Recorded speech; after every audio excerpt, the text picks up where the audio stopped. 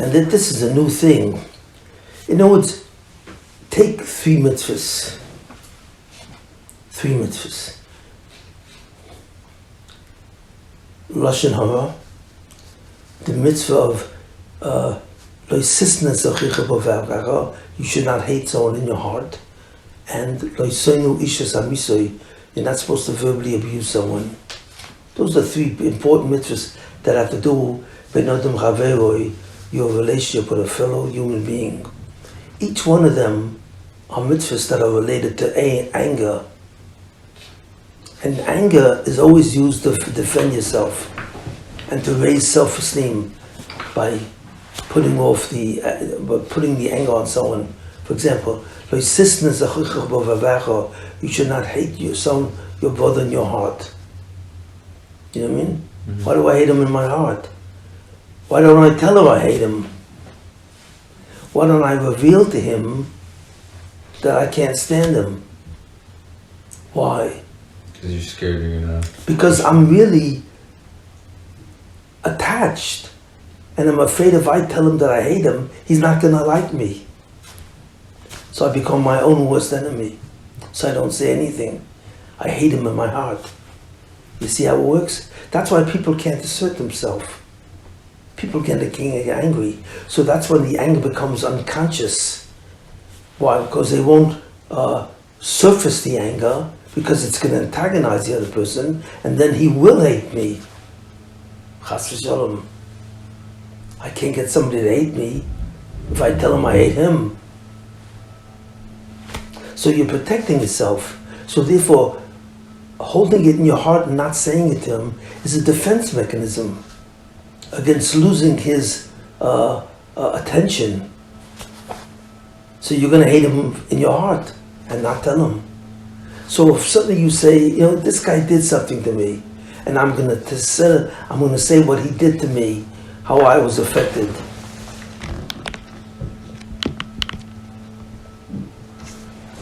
You know what I mean? I'm going to tell him. And even though I may risk getting him angry, but I'm going to assert myself and tell him what he did to me. Not that he was wrong or that he's bad. I'm not going to judge him. I'm going to simply say, this is the effect that what you did had on me. So you're counteracting what? Your low sense of self-esteem. Because when you hold something in your heart and you don't tell him, that's because why? Because you were hurt by him. And why were you hurt by him? Because you're attached. So suddenly if you don't defend yourself, you know what I mean? And you said, I'm going to do that because I'm not connected to him. I have my own opinion of myself. So what if I tell him? So what if he doesn't like me? That's his problem, not mine.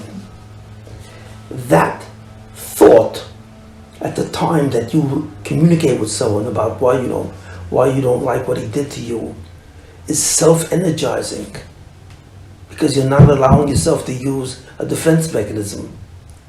That's the key. Every time you disallow using a defense mechanism against another person, you're admitting that he hurt you. You're admitting that you're attached to him. You understand?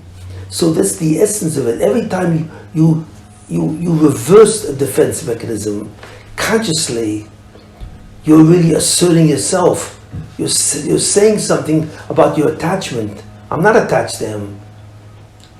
So I don't care what he thinks of me and what he doesn't think of me. You know what I mean? That's his problem, not mine. Why? Why am I saying that? Because I'm not going to act in a way which is defensive. Every time you act defensively, you are admitting to your connection, your attachment to someone. And every time you deny a defense consciously, you are asserting you're independent from a person. And that's the essence of all neurosis. That's the essence of every problem, whether you're neurotic or psychotic. You understand? It takes time. So therefore, not telling the person that you're angry at him, you know what I mean, is a way of reinforcing your attachment. The same thing, the second thing is Lashon Hara. Why are you saying Lashon Hara about him? Because in essence, Lashon Hara is behind his back. It's not Lashon Hara if you tell it to his face. It's just humiliating him. But it's not Lashon Hara. Lashon Hara is when you talk about a person negatively behind his back. And why are you doing that? Well, because since you attached to him, he hurt you. You know, he lowered your self-esteem. So I have to get him to re-empower myself. You know what I mean? So when I speak Lashon Hara, I'm defending my ego. And that reinforces the humiliation that he did to me. It reinforces my attachment. And the third thing, Lo yisonu ish asam isai. You're not supposed to be verbally abused. Why do I verbally abuse people? Because I'm afraid of them. I have to put them down. That's the essence of bullying. When you attack people and you put them down, that's called bullying. And why does a bully bully? Because that's my anger. I'm really reinforcing my self-esteem for my attachment from him. And I'm denying my attachment to him. So if I say to him, I'm not going to insult him, I feel like insulting him, but if I insult him, I'm admitting that he has the capacity to hurt me. And that means that I'm attached to him. No, I'm not attached to him. If I will not humiliate him, because I will not defend myself against something which doesn't exist. That's the chiddush.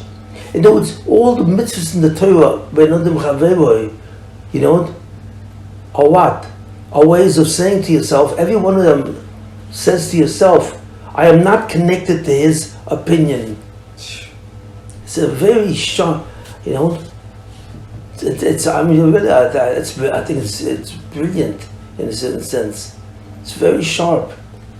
So if you keep the mitzvahs in the Torah, if you understand what you're doing when you do a sin. But you have to be You have to be conscious of it, yeah. If you're not conscious of it, it's not going to have the effect on you. No, it'll have a little effect. If a person mamash watches himself from Lashon Hara, that has an effect too, it does. Because if he doesn't speak Lashon Hara, he's telling himself, I'm not attached to this person, so I don't have to put him down. But he's acting that way, so in a certain way he is telling him. But it makes it much more powerful if he knows that he's doing it for that reason. See what I'm saying? Because that's what behavior modification is. Your behavior opposes your real feelings. So you can behave in a way when you defend yourself against someone, you're allowing him to affect you. Attachment. And if you don't defend yourself against him, you're not allowing him to affect you. So because you don't act defensively. You know what I mean? But this is a form of therapy. First of all, you have to know how to be assertive. That's a technique. You have to study the technique. And then you have to be conscious. In other words, what I have to do is I have to give a share on all the lavim in the Torah that are related to Bein Adam Chaverei. The share I have to give is how that action is really protecting yourself and defending yourself. You know what I mean? So that you can understand what you're doing when you commit those sins. Most people are not even conscious of what they're doing. When people speak Lashon Hara, they're not conscious that they're angry at people, and they're not conscious that they're angry at people. Why? Because he hurt my self-esteem. They're not conscious that they are attached. That's the essence of every sin. Bein Adam Chaverei.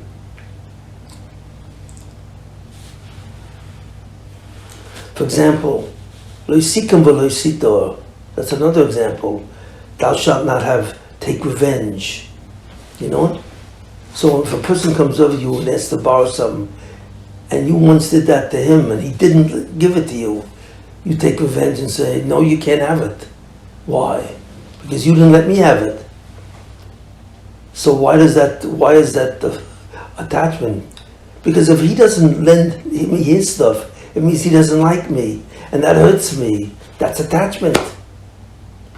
So if you are angry and don't give him you get revenge, you're reinforcing your attachment. But if you don't it's brilliant.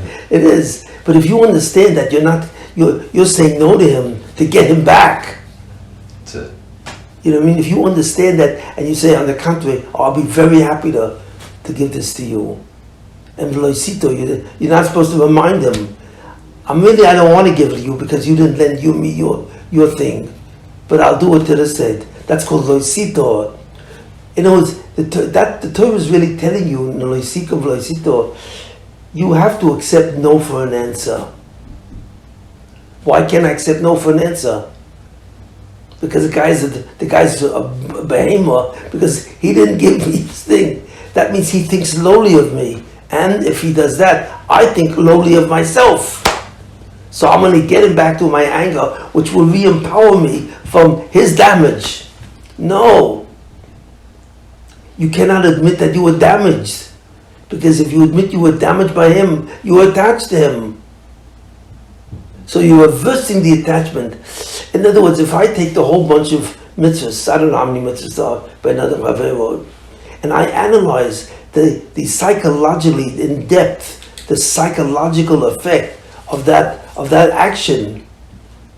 So that action can either reinforce my attachment or can de-enforce. It can make it weaker or make it stronger. So when I keep the mitzvahs in the Torah, I'm making my attachment weaker. And as my attachment weaker, my amygdala reverses itself and makes me more mature. Brilliant. Why does the amygdala want to attach so badly? Why does it want to what? Why does the amygdala want to attach and be codependent so badly? It can't help it, because that's a child. It's a child, right? They're attached to their parents, they're attached to... That's what God did. God made the self-esteem of a child in the hands of someone else.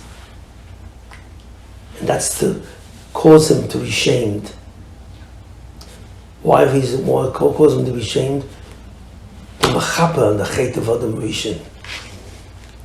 Was that the chait of Adam or was that the chait of Cain and Hevel? Both. It was the chait of Adam Rishon. The chait of Adam Rishon was that what? He's supposed to acknowledge his relationship to God. Instead, he wanted to become powerful. So he defied God. That's the Yetzer Hara. The Yetzer Hara is always after power, and the empowerment of self. And the Yetzer Tov is after the empowerment of truth. Why the main Yetzer of every human being on earth is power. Power through what? By controlling other people.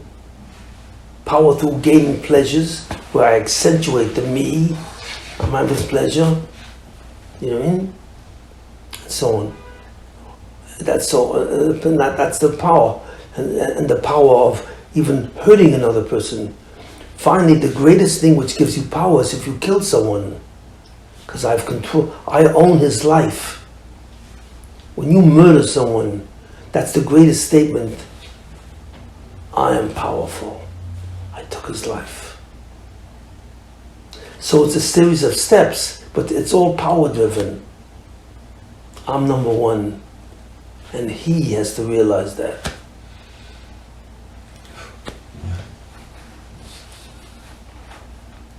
The only thing which is not powerful is love. Why is it not powerful? Because it's a statement of attachment. This person is part of me. So it brings me joy. When I feel that connection to that person, I have a feeling of joy. Joy, simcha, has a certain kedusha. Joy is not the same thing as pleasure. Pleasure is empowering. Joy is empowering, and pleasure empowers you through the senses. I like that steak. I like that woman. So you're empowering yourself through your senses, but joy is empowering yourself through your feelings. And love does that. You know what I mean? Because it's amazing, it's really contradictory. How could you empower yourself by thinking that somebody is part of you? So you've compromised your exclusiveness, and that compromise brings simcha. It's amazing.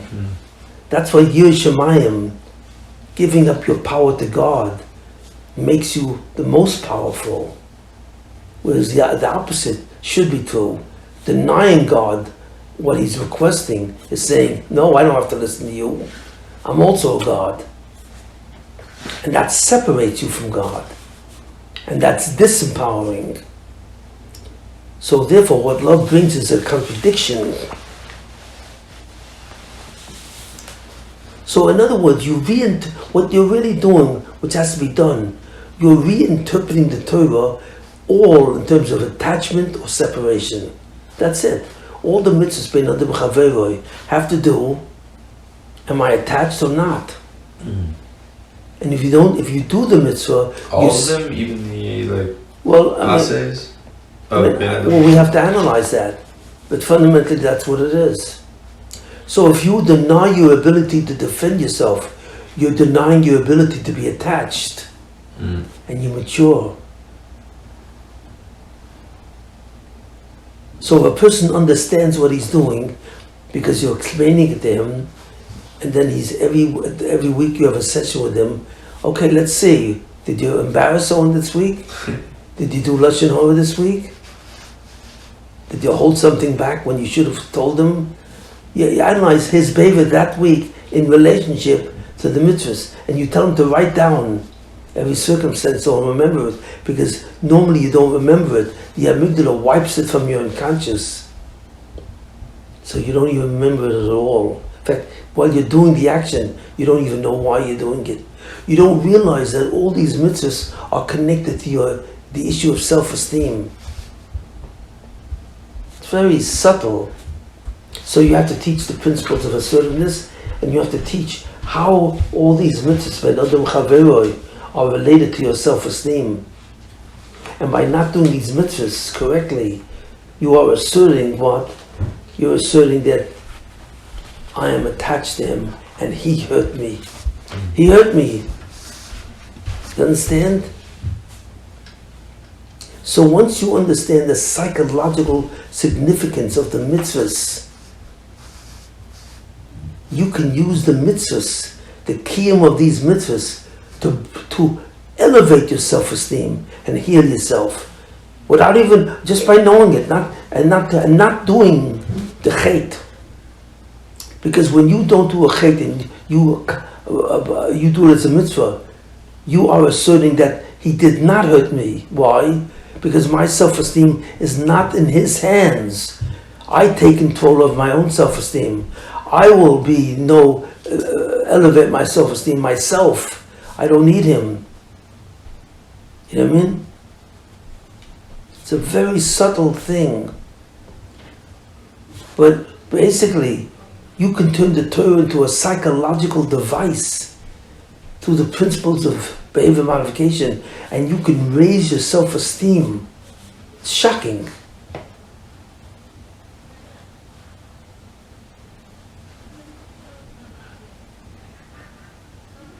So if I wanted to turn it into a form of therapy, I could do that. I'd have to write a book on that.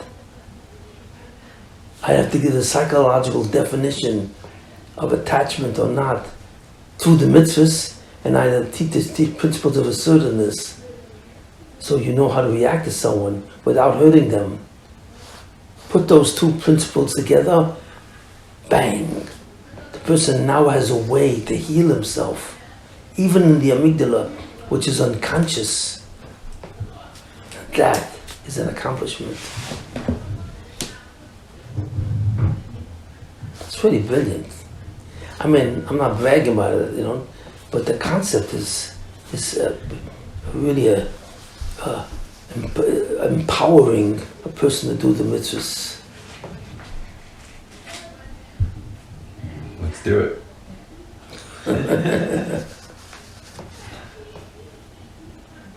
So that will be the second part of the book. That would be the second. That's the first. I think I explained it pretty well in this year.